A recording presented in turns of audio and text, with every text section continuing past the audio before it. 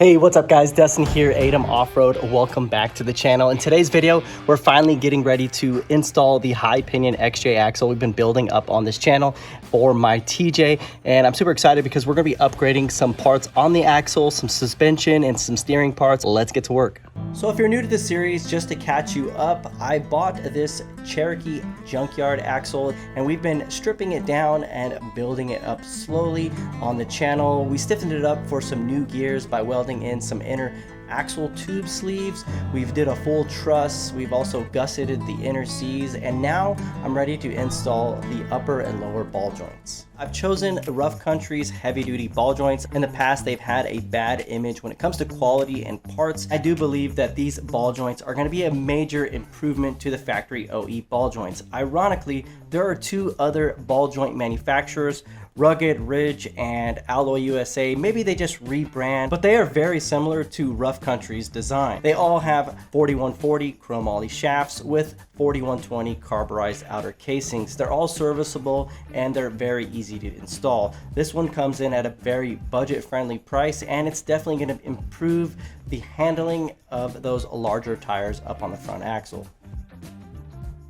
Now to install and remove these ball joints, it's a simple process. We just want to apply some heat to the inner C and use a ball joint removal tool to press them off and then the new ones on. Now if you don't have these tools, you can always go to your local parts store and rent them over the counter. Just make sure you get the additional set for different cups so you can just play around with the cups to find the best configuration to press the old ball joints off and the new ball joints on. Then I installed the outer knuckles and then ran the castellated nuts, torqued them down to spec.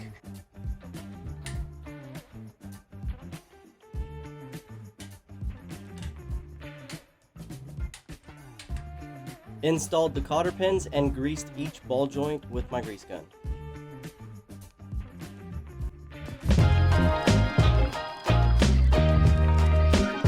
Now around the same time, I had just finished the re-gear on this axle and it was time to button up the housing and get some fluid in it. So I picked up this gasket.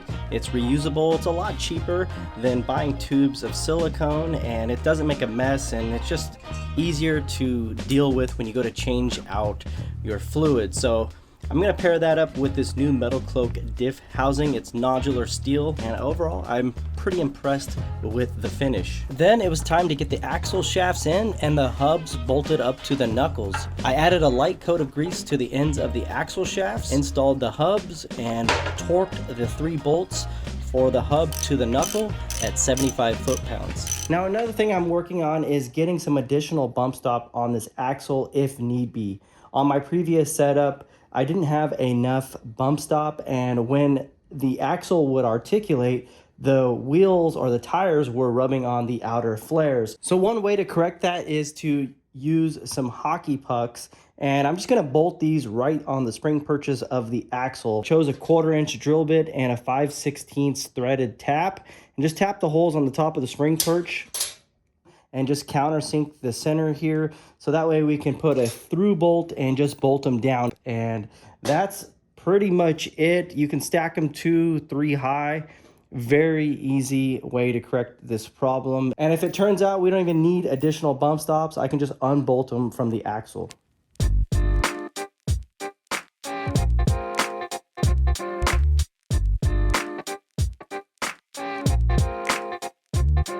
Now the first order of operation is to get the control arms up on the frame side of the TJ. So I've got the control arms laid out. I've already assembled them, set them to length, and added some grease to each of the bushings. Now the lower control arms I've chosen to upgrade for this build are the Rubicon Express adjustable lower control arms.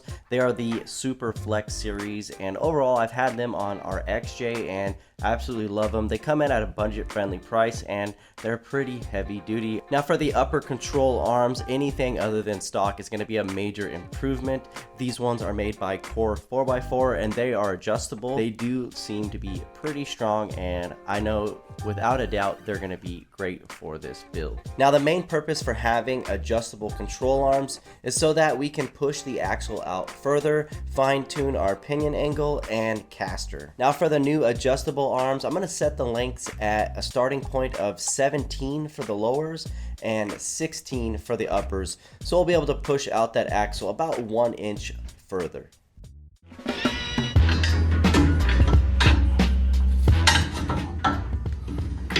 Then I'll install the coil springs, making sure they are centered on the coil buckets, and then set up the upper and lower control arms to the axle. So the next few things we're going to be doing is getting the shocks and getting the spring retainers installed. Now I just drilled and tapped the smaller hole to 3/8/16 with the tap, and then bolted it down. Much more stronger, and you can get a little bit more torque on it. About 35 to 40 pounds.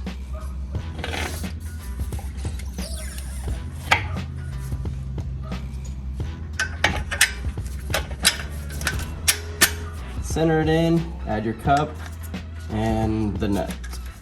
And we'll tighten this down until the bushings, squish about 1/8 inch in. Just make sure it's snug.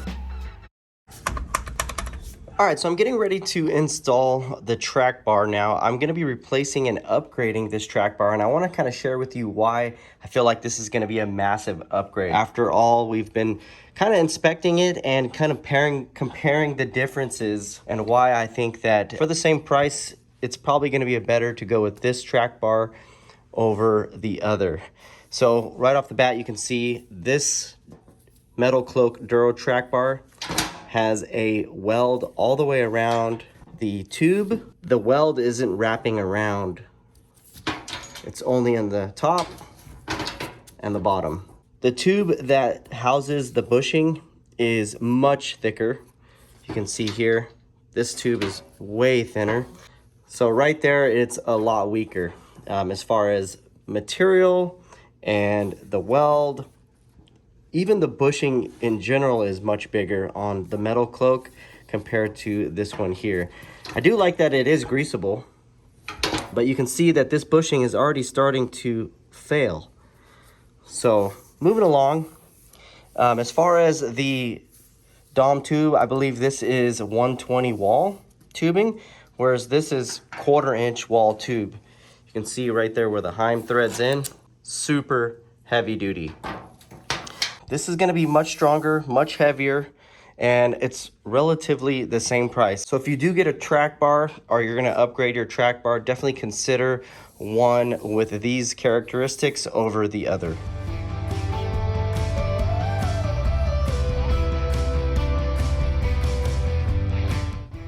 Now to quickly center the axle to the frame, we're going to take our measuring tape to the coil bucket there and just measure off to the outer tread block, and I'm getting 16 3/8. And on the driver's side, we'll take the same spot, the same measurement to the outer tread block, and I'm getting 16 3/4. So we're off a good, I'd say 3/8 of an inch. The frame is favoring more towards the passenger side, and we need to move it over about 3/16 of an inch to the driver's side. That way we can center the axle to the frame. So let's get the track bar bolted up to the axle side mount. So we're not going to tighten this bolt yet, just get it started, and then we'll work on the frame side. All right, so we're gonna bring up the track bar up to the mount and see how far we're off. So the idea is to run the Heim joint out past the hole. When you push the frame, the bolt will line right up, and then you can measure again just to make sure your Heim is adjusted properly. So I'm right about just to pass the hole. I'm gonna go ahead and add my misalignment washer in the bolt, and then I'll have someone push the frame in that direction. Go ahead. So now we're right where it needs to be. Let's go ahead and take some measurements. And now you can see I've got 16.5 on the passenger side and 16.5 on the driver's side. Torque setting on this bolt with the 7/8 socket is going to be 75 foot-pounds. And the torque spec on the frame side bolt is going to be 115 foot-pounds. Now there is no torque setting for the jam nut there, just make sure it's hella tight. Finally spent the money on some decent DIY alignment tools. These ones are fairly cheap on Amazon. I did have to modify them to fit the JK, but overall they are really good for setting toe and your tie rod alignments.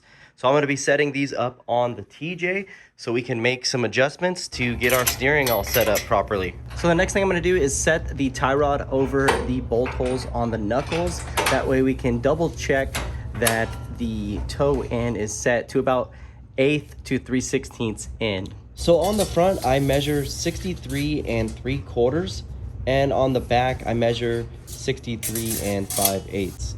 So what that means is we're pretty much opposite. We need 5/8 in the front and 3/4 in the rear. That will give us the 1/8 inch toed in. So I'm gonna have to make some adjustments. To make the adjustment, all we need to do is loosen up the jam nut, thread the heim in about 1/8 of an inch, and lock it back down and recheck our measurements.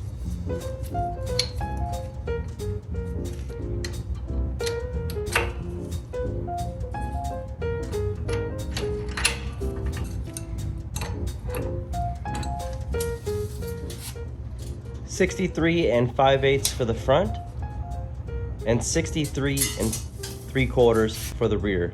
So the tie rod is set up exactly where I need it. Now we're going to set up the drag link. So the stack up on this is going to be a bolt and a washer. Add another washer to the top and then feed the bolt through.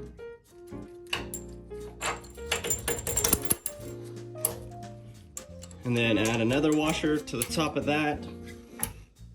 And then our drag link with the misalignment washers.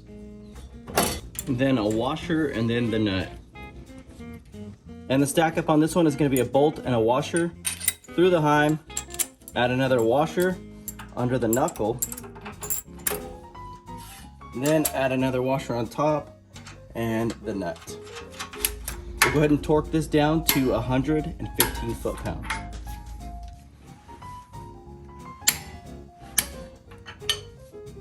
I'm going to add the bolt for the stabilizer to the axle. Get that tightened up. Now once the drag link and the tie rod is all set up and torqued down, just go ahead and cycle the steering lock to lock a couple times and recheck that your toe alignment is correct. Now there's no torque spec for these jam nuts as well, so just make sure they're hella tight. Just go through each one and tighten them down. Now there is going to be some movement in these heim joints, which is totally fine. You actually want that movement. You just want to kind of help prevent these two links, the tie rod and the drag link, to somewhat crash into each other. So there's a way where you can set up and lock down the heims. That way they don't allow them to crash. You can see some paints rubbed here because I've allowed them to hit each other, which is okay, but you can adjust the heims so they don't. The last real setup and adjustment will be the end heim on the pitman arm where the steering box is. You'll make that adjustment to get the wheel straight inside the Jeep. So if you are interested in a video like this, where I cover the complete installation of the crossover steering and get it all set up and tuned, check out this video in the top right hand corner. So with the crossover steer now complete, we can start working on getting the brake line extensions installed as well as bleeding the brakes. Now I'm also going to be upgrading the brake lines since the old factory ones are somewhat drying out and they're just not as flexible anymore. With these new extended brake lines, I kind of recommend them. For the downstroke or the droop of my original axle with the 4-inch lift, we were just barely making it. So these are about 5 inches longer. This should be plenty of length up front. So I'm going to be installing these and then getting the brakes bled.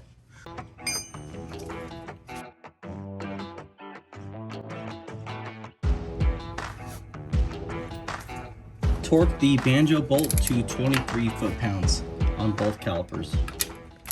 Now I've already got a video installing these power stop brakes and using this one-man brake bleeder kit, and this video is getting pretty long, so if you would like to see a lot more details on getting these brake calipers installed on the TJ, as well as how to bleed the brakes with this one-man bleeder kit and just getting everything in depth done, go ahead and check out the video up in the upper link right here, or I'll list a link in the description box below where you can source that video so you can get some better details on how to properly bleed and install new brakes.